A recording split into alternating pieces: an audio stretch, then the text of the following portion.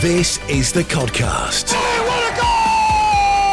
All things Whitby Town FC. With BR Asbestos, your trusted local experts in asbestos surveying, removal and compliance. Safety without compromise. Visit br-asbestos.co.uk.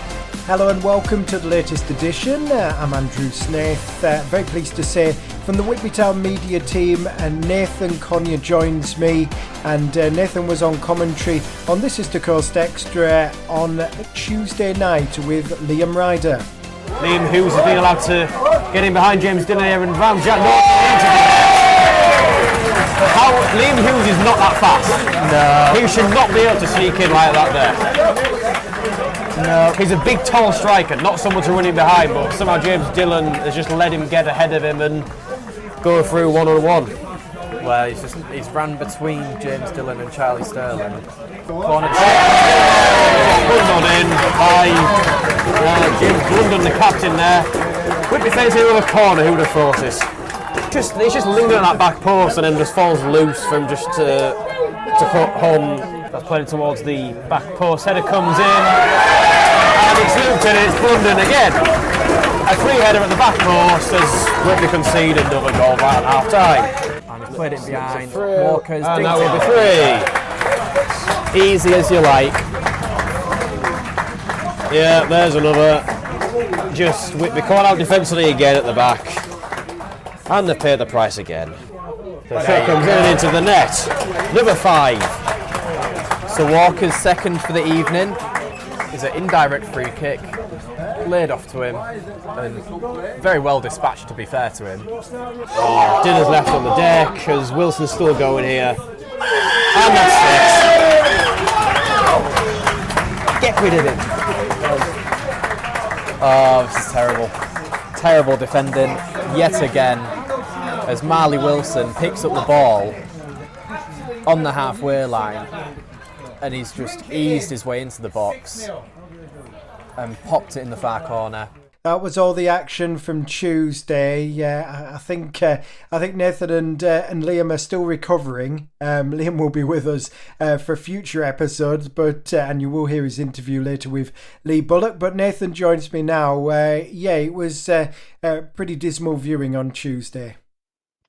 Yeah, it was one of them games where it was a bit frustrating because obviously to go a goal down after 10 minutes. And it was a poor goal to concede.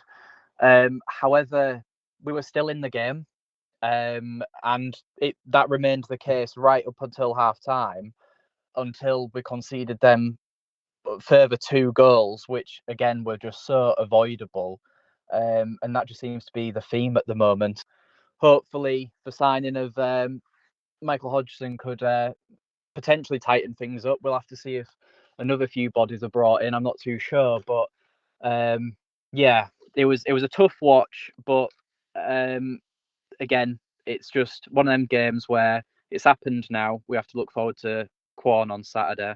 That's it. I was going to ask you actually, Nathan, just how he got on. Actually, Hodgson must be. I think we saw him for the last half hour, didn't we, on Tuesday? With the scoreline when he got brought on, it was tough for him to really get into the game, but I feel like he did make an impact. He was winning headers, and it was a strange one because obviously he's a tall figure, but when he came on, the ball was put on the deck and it was passed around properly how it should be done. He came on, sort of tightened the game up, and we started playing good football. But then obviously again we conceded 3 sloppy goals at the end, but I don't think that's a reflection on Hodgson at all because like I said, when he came on, the ball was on the floor, a good few passes being played about, nice bits of link-up play, but again, it's just we need to take our chances at the other end as well. Yeah, absolutely right. Let's get the view of the Whitby Town manager, Lee Bullock, who spoke to Liam at full time. Well, Bully, a night to forget here at Cleethorpes this evening. I've not really got anywhere, so I just thought I'd let you sum that one up. Well, obviously, coming in from it's a shocking scoreline, and this is going to sound mental, but barring like 10 minutes of it, we weren't as bad as it seems. There was a bit of a response from the weekend's performance. We gave away a terrible first goal. Obviously didn't win the header. Got caught with the ball over the top, indecision between centre-half goalkeeper, put it away. And then for 25 minutes, we got a grip of the game. We made some decent chances. And at 42 minutes, I'm stood there on the sideline thinking we're going at 1-0 down, similar to Leek. And then another absolute capitulation, like we've seen Saturday and like we've seen tonight. Half time, all of a sudden we're 3-0 down from 2 corners. So I can't, tactically, coaching wise, me and Denny just stood helpless. We concede corners, allow players to get above you and head the ball from 4, 5, 6 yards. What on earth can we do? So we're going at 3-0 down. Obviously the frustrations of the last 4 minutes. We've just conceded 2 goals. Still them at all costs, keep a clean sheet, second half. Go out, keep a clean sheet and put a performance in. Stood there on, I think it was 87 minutes, kept a clean sheet. Then all of a sudden, we come off on the back of a 6-0 defeat. It's so naive. We've got a left back who's not a left back. We're 3-0 down, he's charging Helfer Lever into the far corner. Obviously they give the ball, nip it to that right winger who's tore us apart all night. He takes the full field on and scores. Twice in the matter of minutes. He's standing there just thinking, what on earth can we do? We've got a lot of the team end of the game there is not the team that we planned. But then again, I've had a few lads sulking and I've just said to them there, I'd rather you, if you're going to sulk, go and sulk in the dugout. I'd rather have a few lads who are willing to run around. So it's a shocking result. Just said to the lads there, listen, me and Denny are not stupid. You can't go 5-0, 6-0 as management. But we've also said to them, like, there will be changes. There'll be, because some have proved that it's just not for them. And it's nothing against them. They're just being caught by the level.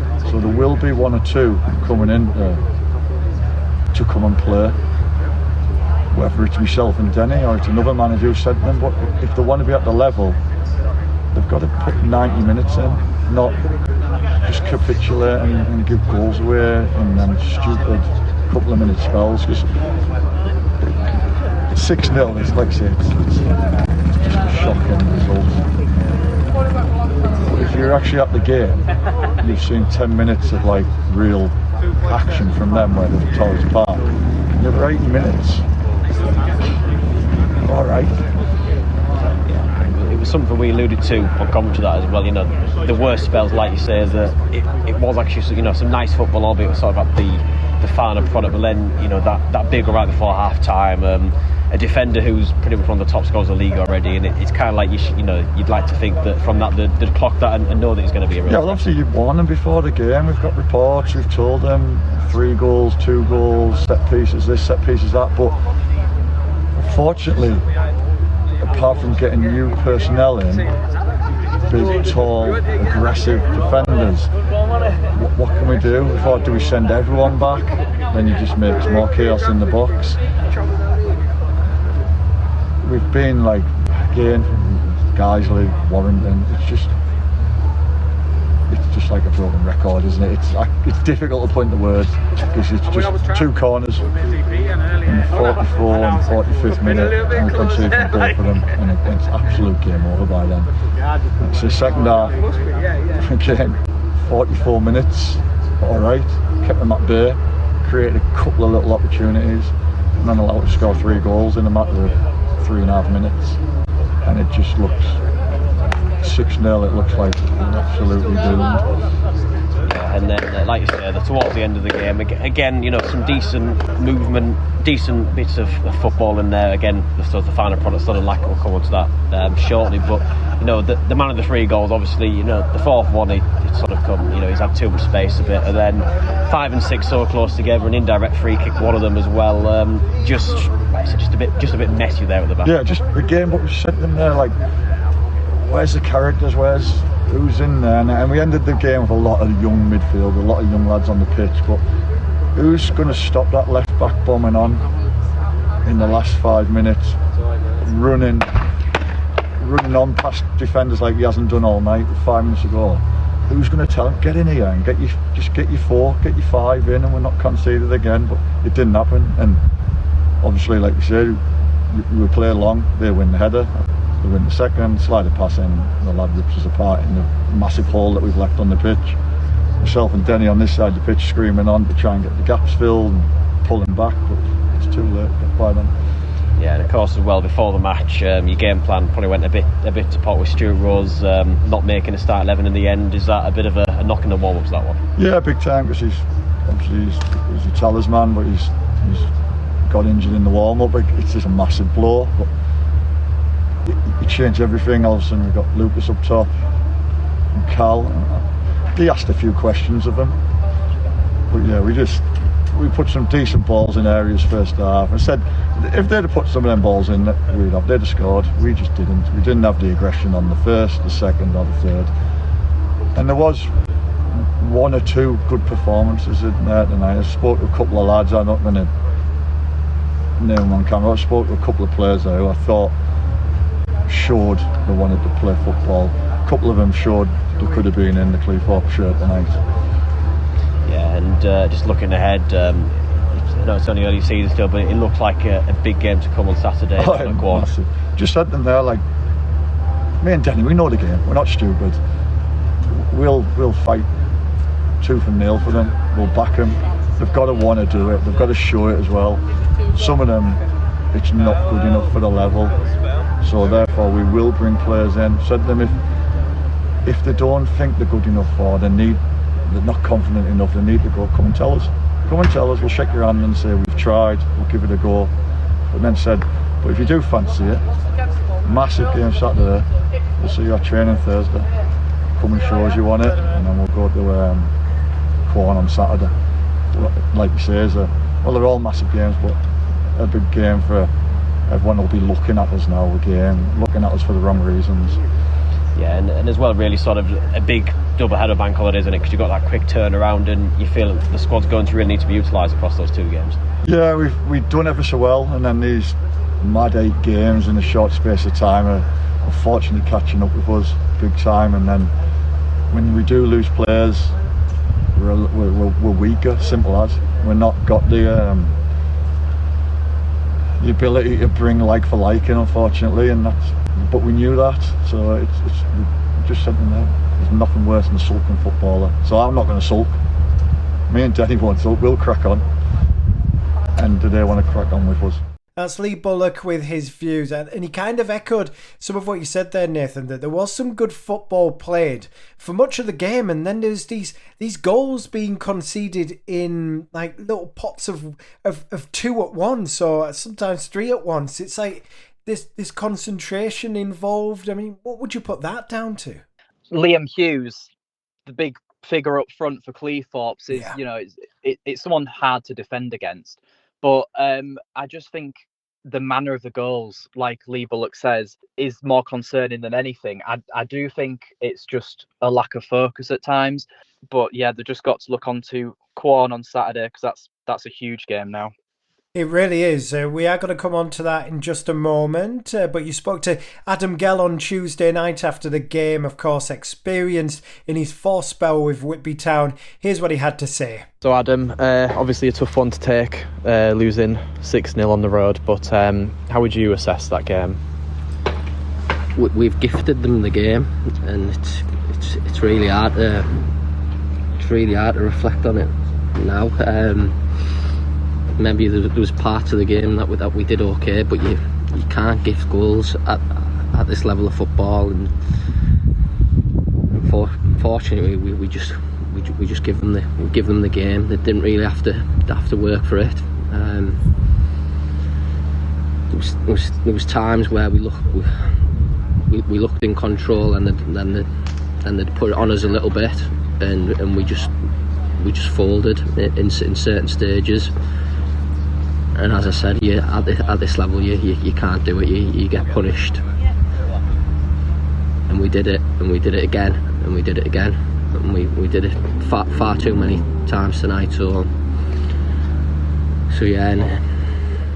Yeah, so looking, obviously, I mean, at 1-0, very much still in the game, and then it was 2 late goals in that half, and then 2 late ones in the second half. Obviously, I'm guessing on Thursday training they'll be looking at sort of trying to weather the storm rather than what happened tonight.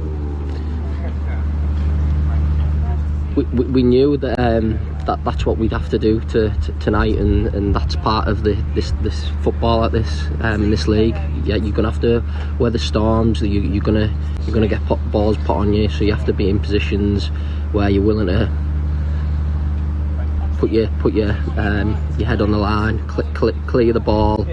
But it needs to be a confident clearance. It needs to be a clearance with a bit of someone who's gonna take that ball in the game by the scruff of the neck and deal with it. Too many times tonight, we're looking for someone else to step in and take charge. We're looking at each other, and they're at vital moments, and they can lead to goals. So we know that over the last few games that's what we'd have to do is be a team ready to weather the storm, because as you say, we did look in the game in parts, but if you can't weather the storm again, which you're going to come up against in every game, we will come up against it on Saturday at Quorn, so we've got to be prepared for those moments, and we've got to deal with them much better than we've done tonight.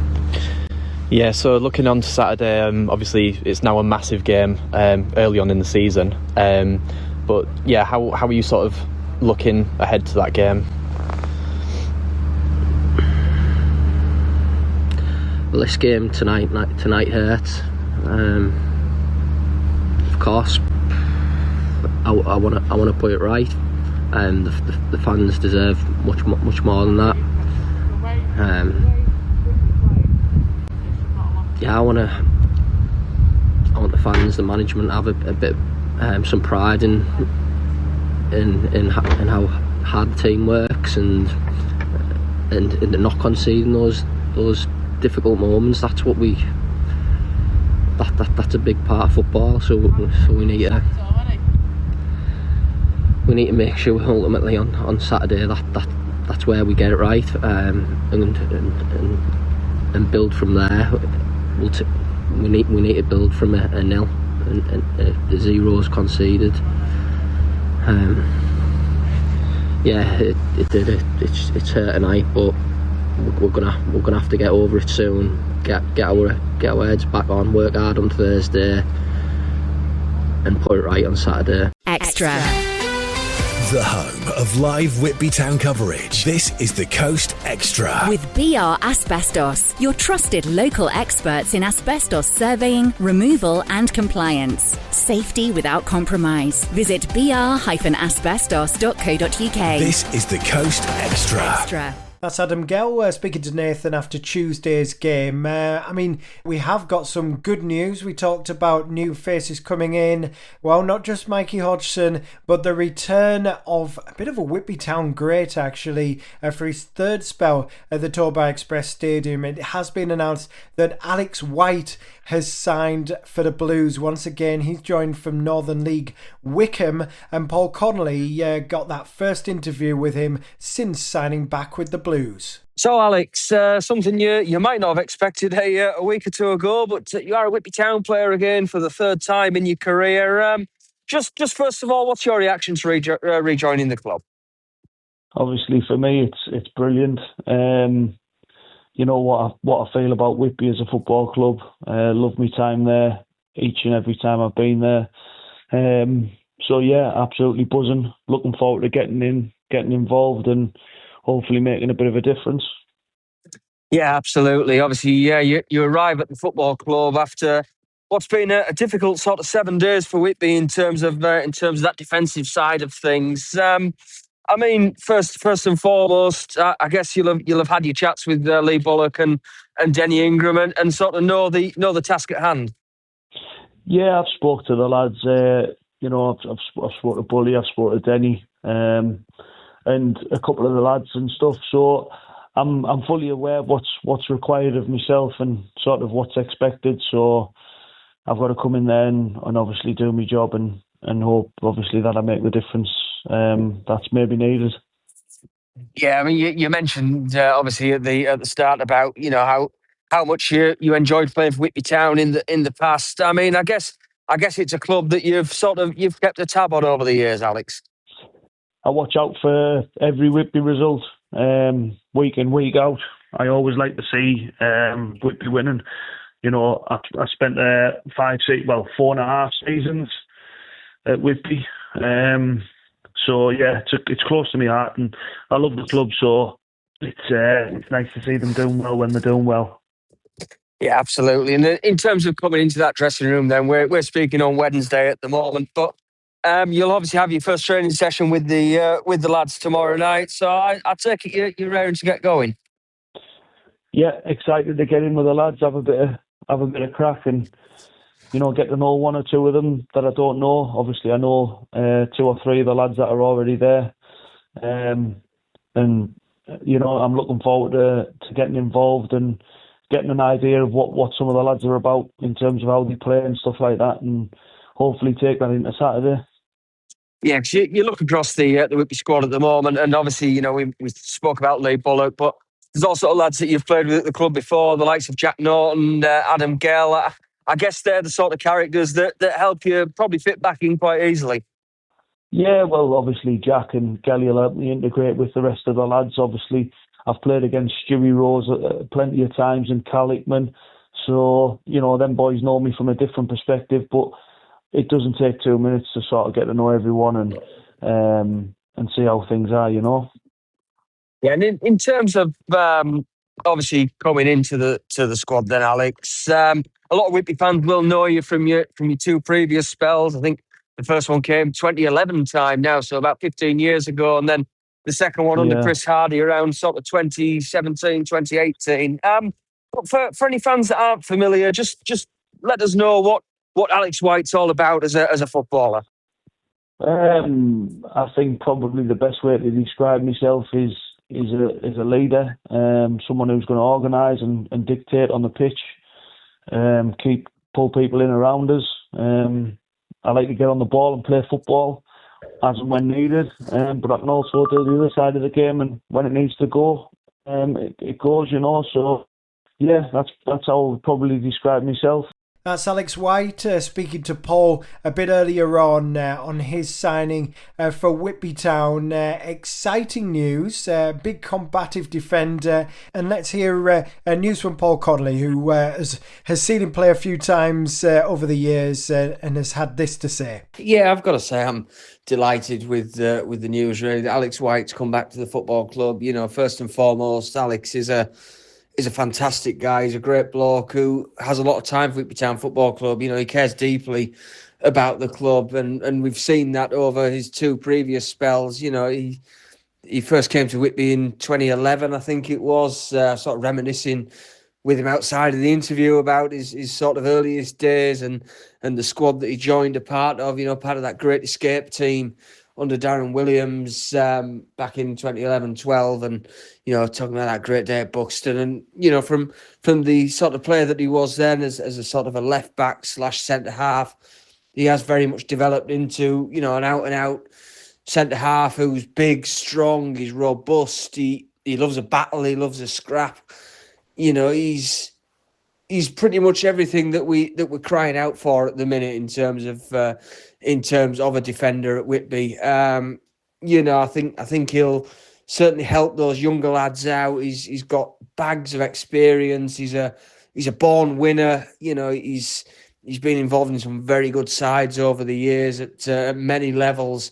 We mentioned that Whitby side there that he was a part of, but as well, you look across the sides that he's been involved with, even at lower levels. He's been involved with promotions at Shildon. He was involved in West Auckland's promotion last year from the Northern League. So look, he's been there. He's done it in the big moments. He's been there and done it in the dogfights, in the scraps, and I think he's the sort of perfect kind of player for Whitby at this moment in time. And look, I know people will say, yeah, he's 38. He hasn't played at the level since he left Whitby 6 years ago. But look, we need people who are dogged, who are ready for the fight, up for the fight. And I think that's exactly what we've got in Alex. You know, he will bring a lot to this side, not just as a footballer, but as a leader as well. You know, he's not there to be liked as a player. You know, he's there to win games of football. He's there to keep the ball out of the back of the net. You know, he will organise, he will lead, he will make sure people are doing their jobs. And look, ultimately, like he sort of said off the call, he's not there to be everybody's mate for 90 minutes every Saturday. He'll be their mate for, the other 6 days of the week.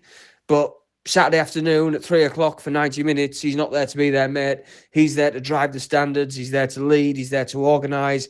He's there to do the dirty side of the game and to make sure that people aren't letting their standards drop over the course of these games as well. And I think that's what Whitby need is somebody just to, even for 10 seconds, just pull somebody and say, look, this is your job. This is what you need to do.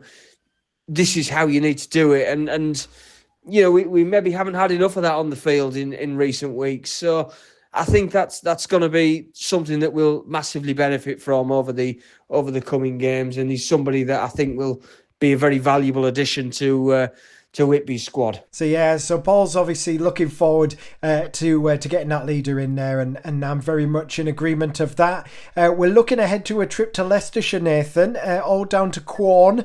I'm making my own way down. I was eyeing up the team bus to go on that, but other commitments, so I'm going to make my own journey there. I've never been before, so it's a new place for me. Quorn have had a bit of a slow start, but they've started to pick up a little bit. Paul, looking ahead to the trip down south. Yeah, we talk about sort of big games, and we generally talk about them towards the back end of the season, don't we? But after the 7 days that Whitby have just had, I think it is a case of we need this to be a big game to reset things a little bit for Whitby. We've conceded 13 goals across the last 3 matches, and we've conceded quite a few of them in the opening sort of 15-20 minutes of games. So I think the way that we've got to look at this one on Saturday is play the game in stages, play it in little phases, and just work it by every 15 minutes. Get through the first 15, keep it tight, keep it 0-0. And then you work on the next 15. You reset things, and you go again. You keep it tight, and you just try and shut teams out, stop them getting anything. And I think that's ultimately where Whitby need to sort of approach this game now coming up on Saturday afternoon, because the last 3 games and the 4 games that we've lost this season ultimately are against the teams that are first, second, third, and the team that's 6th in, Guiseley, Ashton, Cleethorpes and Warrington. So, they are good sides. The sides that are going to be up there at the end of the season, and sides that have spent a lot of money, have a lot of firepower. You look at Cleethorpes' bench last night, and they're bringing players on that are on, very good money, more probably than a lot of players at this level, quite frankly. So look, they had that option to be able to do that. We ultimately don't.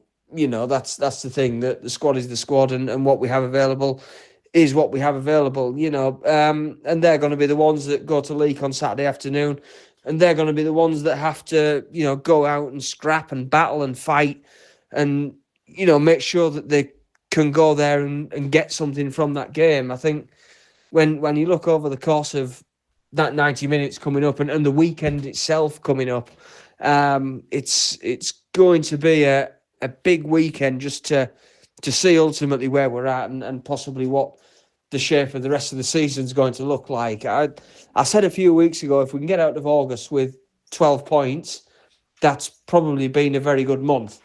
Do I still think that's the case? Absolutely. That's ultimately half of the points available in the month, and that's what we've got to be aiming for. And if you do that over the course of 42 games, you're not going to go far wrong if you can pick up half your points in a month. or there or thereabouts when it works out at the end of the season. So yeah, that's one of the things that we need to look at now is making sure we go into these two games, keep things tight, and I think there'll be a bit of a reshuffle, particularly at the back. I found out this morning I'm probably a bit of a masochist because I sat down and I watched the full 90 minutes of the Cleethorpes match, and it's hard to sit here and say, yeah, there were positives that came out of that game, because ultimately we lost the game 6-0 and we defended woefully in key moments. It wasn't a case of we were absolutely dreadful throughout the game. We did create a couple of chances. We very much missed having Stuart Rose on the field. He probably could have been thereabouts to putting one of them away, and it's potentially a different game. But look, that's gone, that's done. We lost the game 6-0, and ultimately you can never really talk about positives in a game like that, in a situation like that. So that's gone now. That week is done.